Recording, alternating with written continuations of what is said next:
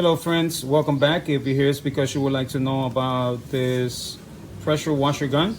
I'm going to unpack it, show you what's inside, and we'll take it from there. So upon unpackaging, excuse me.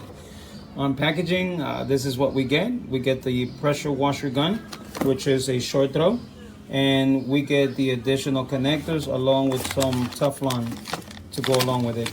We have the user manual, and as is always the case, make sure to read it so that you understand how to operate your device.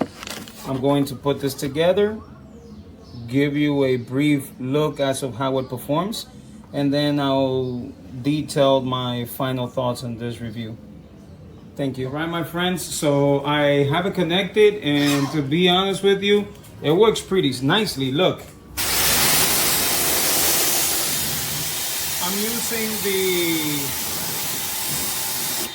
I'm using the white tip, which creates an opportunity for it to be more aggressive when it comes to water, and it's performing beautifully.